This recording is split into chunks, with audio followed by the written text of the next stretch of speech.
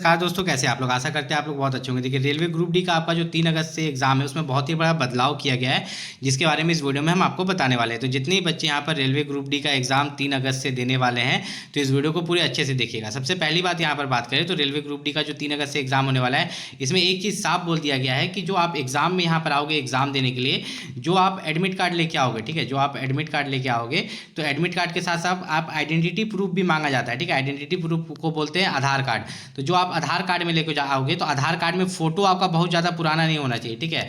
बहुत लोगों का जो आधार कार्ड होता है उसमें फोटो जो है आपका बचपन का होता है, नहीं, बहुत पुराना फोटो आपका नहीं होना चाहिए। अगर रिकॉग्नाइज नहीं होता है तो आपको दिक्कत हो सकता है। उसके साथ साथ आपको 2 पासपोर्ट साइज फोटो भी लेके आना रहता है। तो बहुत लोगों का ये सवाल है कि क्या जो 2 पासपोर्ट साइज फोटो है वो जो आपका एडमिट कार्ड में वही लेके आना है? नहीं, आपके पास आपका जो लेटेस्ट 2 पासपोर्ट साइज फोटोग्राफ है वो आप लेके जा सकते हैं। जो एडमिट कार्ड में अगर आप वही लेके जाना चाहते हैं तो उसके लिए भी उपाय है। देखिए, आपका जो एडमिट कार्ड आप डाउनलोड कीजिएगा, ठीक है, रेलवे ग्रुप डी के लिए जो आप अपना एडमिट कार्ड डाउनलोड कीजिएगा तो उसका पीडीएफ डाउनलोड कीजिएगा ना जी। तो उसी पीडीएफ को ले जाके कैफे में बोलिएगा कि उस फोटो को क्रॉप करके, पीडीएफ में से उस फोटो को क्रॉप करके वो प्रिंट कर देगा। यह सबसे अच्छा बात है कि आप कोई भी 2 पासपोर्ट साइज फोटो लेटेस्ट वाला लेके जा सकते हैं।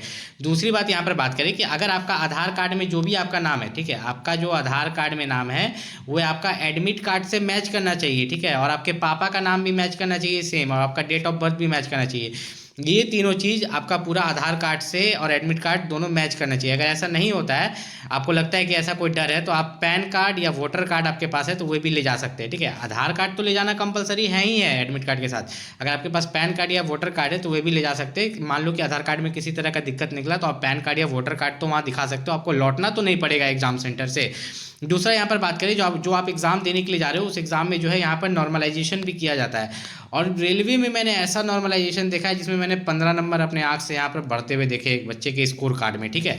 यहाँ पर रेलवे में क्या है कि 100 क्वेश्चन है, अगर 100 में से आप 65 क्वेश्चन ही अटेम्प्ट करते हैं, अटेम्प्ट का मतलब समझते हो ना आप, हिंदी या इंग्लिश मीडियम से हो, कि 100 में से आप 65 क्वेश्चन, 65 क्वेश्चन ही आप छुए हो, बाकी क्वेश्चन आप बनाए ही नहीं हो, और 65 का 65 सही हो जाता है, 65 का 65 अगर आपका सही हो जाता है तो इस केस में क्या होता है, एक भी गलत नहीं हुआ तो आपको लगभग 10 से 15 नंबर नॉर्मलाइजेशन में मिल जाता है। अब देखिए, नॉर्मलाइजेशन क्या होता है? नॉर्मलाइजेशन का मतलब होता है कि आपका एग्जाम जो है ईजी शिफ्ट में पड़ा था कि हार्ड शिफ्ट में पड़ा था। अगर आपका एग्जाम ईजी शिफ्ट में पड़ता है तो आपका जो मार्क्स होता है वो थोड़ा कम बढ़ता है, और हार्ड शिफ्ट में ज़्यादा बढ़ता है। ईजी शिफ्ट में मान लो कि आपका 2 नंबर बढ़ा होगा, 5 नंबर बढ़ा होगा, हार्ड शिफ्ट में आपका 10 बढ़ जाता है, 15 बढ़ जाता है, ठीक है। लेकिन ये भी डिपेंड करता है कि आपने कितने अटेम्प्ट किए। अब यहाँ पर देखते हैं, मान लीजिए कि एक बच्चा जो है 100 क्वेश्चन में से 65 अटेम्प्ट करता है, मतलब 65 क्वेश्चन बनाता है, 65 65 का 65 क्वेश्चन सही हो जाता है इसका। तो इसका जो एग्जाम अगर हार्ड शिफ्ट में पड़ा होगा, ठीक है, तो इसको लगभग 15 नंबर यहाँ पर दे देगा। तो 15 नंबर दे दिया तो यहाँ पर कितना हो गया, 70, और ये 10 80 मार्क्स पर ये पहुँच गया। अगर एग्जाम इजी शिफ्ट में पड़ा होगा तो इसको देता मात्र 10 नंबर, 8 से 10 नंबर, तो ये कितना पर पहुंच जाता है यहाँ पर 75 पे, ठीक है। तो इस तरह से चलता है। लेकिन वही दूसरा केस, इसमें ये 65 क्वेश्चन ही अटेम्प्ट किया था, 65 सही हो गया था, ठीक। अब दूसरा केस में ये बच्चा पहली बार रेलवे ग्रुप डी का एग्जाम देने गया था, कोई नया बच्चा, वो 100 क्वेश्चन देखा, सोचा 100 का 100 बना देते हैं, 100 का 100 क्वेश्चन बना दिया। उसका जो सही हुआ, ठीक है, उस बच्चे का जो क्वेश्चन सही हुआ, यहाँ पर 70 क्वेश्चन सही हुआ, कितना, 70 क्वेश्चन सही हुआ, और 30 क्वेश्चन गलत हो गया। 30 क्वेश्चन जो गलत हुआ तो इसका नेगेटिव मार्किंग तो कटेगा, 1/3 नेगेटिव मार्किंग है ना जी। तो 1/3 नेगेटिव मार्किंग के हिसाब से 3 क्वेश्चन गलत होने पर 1 नंबर कट रहा है, ठीक है। तो इधर हो गया आपका 3 3 6 3 9, लगभग इसका यहाँ पर 10 मार्क्स कट जाएगा, कितना, लगभग यहाँ पर जो है इसका 10 मार्क्स काट लिया जाएगा। तो यहाँ 70 में से पहले 10 मार्क्स तो ऐसे ही चला जाएगा, ये 60 पर पहुँच जाएगा। अब बात आता है नॉर्मलाइजेशन का, अब आएगा यहाँ पर नॉर्मलाइजेशन का बात, कि नॉर्मलाइजेशन देना है कि नहीं। अगर इसका एग्जाम इजी शिफ्ट में पड़ा होगा तो इसको नॉर्मलाइजेशन में मान के चलिए कि ज़्यादा से ज़्यादा 3 नंबर मिलेगा, ठीक है। और हार्ड शिफ्ट में पड़ा होगा तो ज़्यादा से ज़्यादा 5 नंबर मिलेगा, कितना, 5। अगर 3 मिलेगा तो 63, और 5 मिलेगा तो 65। तो यहाँ पर आपने देख लिया कि एक्यूरेसी भी देखा जाता है। और ये आप, अगर आपको विश्वास नहीं है तो आप किसी बच्चा का स्कोर कार्ड देख लीजिएगा, ठीक है, जो रिजल्ट जिसको बोलते हैं ना, रिजल्ट एक बार अच्छा से देखिएगा कि नॉर्मलाइजेशन कैसे दिया जाता है। लेकिन ये भी देखिएगा कि उस 100 में से कितना क्वेश्चन बनाया था एग्जाम में, ठीक है, 100 में से वो कितना क्वेश्चन अटेम्प्ट किया था, ठीक है। मान लीजिए वो 100 में से 100 अटेम्प्ट किया, जो मैंने कंडीशन बताया, तो उसमें ज़्यादा नहीं मिलता है, ठीक है। आपको जितना क्वेश्चन आता है उतना ही, ज़्यादा तुक्का आपको एग्जाम में लगाना ही नहीं है। दूसरी बात यहाँ पर बात करें रेलवे ग्रुप डी में पोस्ट प्रेफरेंस के बारे में, ये चीज़ मैं आपको बता देता हूँ कितने तरह के पोस्ट प्रेफरेंस है और मेडिकल स्टैंडर्ड्स के हिसाब से आपको जो है ये पोस्ट प्रेफरेंस कैसे मिलते हैं। तो ध्यान से यहाँ पर देखिएगा, थोड़ा सा हम लोग यहाँ पर नीचे चलते हैं, तो यहाँ पर इन्होंने पोस्ट प्रेफरेंस के बारे में अच्छे से दिया होगा ताकि मैं आपको यहाँ पर बता पाऊँ, ठीक है। तो यहाँ पर हम लोग अगर नीचे चलते हैं तो यहाँ पर मैं आपको पोस्ट प्रेफरेंस के बारे में यहाँ पर थोड़ा सा दिखा देता हूँ। यहाँ पर देखिए दिया है ना, 14 तरह का है, ठीक है, 14 तरह का है और सबके लिए मेडिकल स्टैंडर्ड्स अलग अलग है। ये मेडिकल स्टैंडर्ड देखिए, किसी के लिए B1 है, किसी के लिए A2 है, ठीक है, और नीचे चलिएगा तो किसी के लिए मेडिकल स्टैंडर्ड C1 है। अब बात आता है कि जब आप रेलवे ग्रुप डी का एग्जाम निकाल लेते हैं, मान लीजिए कि आपने पोस्ट प्रेफरेंस में आपने कोलकाता जोन भरा या मुंबई जोन भरा, तो लगभग सब में पोस्ट था, आपने सबको पोस्ट प्रेफरेंस में दिया। अब आप जो है B1 मेडिकल में फेल कर जाते हैं, तो जहाँ जहाँ B1 है वो वाला पोस्ट के लिए आप डिस्क्वालीफाई हो जाएंगे, ठीक है। लेकिन अगर आप दूसरा पोस्ट का कट ऑफ क्वालिफाई किए होंगे तो आप उसके लिए सेलेक्ट हो जाएंगे। एक चीज़ मैं क्लियर कर दूँ कि आपका कट ऑफ सब पोस्ट के लिए अलग अलग जाता है। मान लीजिए असिस्टेंट TRD के लिए कट ऑफ गया होगा 80, वहीं पर जो ट्रैक मेंटेनर ग्रेड 4 है, ध्यान से समझिए, ट्रैक मेंटेनर ग्रेड 4 है, उसके लिए कट ऑफ गया होगा यहाँ पर 65।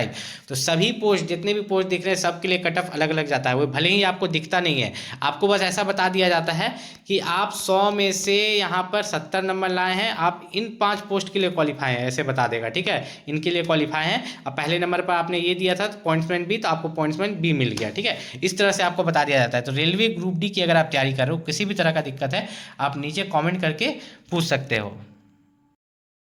जितने भी बच्चे यहाँ पर रेलवे ग्रुप डी की तैयारी कर रहे हैं, तो आपको एक चीज़ पता होगा कि रेलवे ग्रुप डी में अलग अलग जोन होता है। आप लोगों ने अलग अलग जोन में अप्लाई किया होगा, कोई मुंबई जोन में अप्लाई किया होगा, कोई रांची, कोई गुवाहाटी, कोई चेन्नई, ठीक है, सब अलग अलग जोन में अप्लाई किया होगा।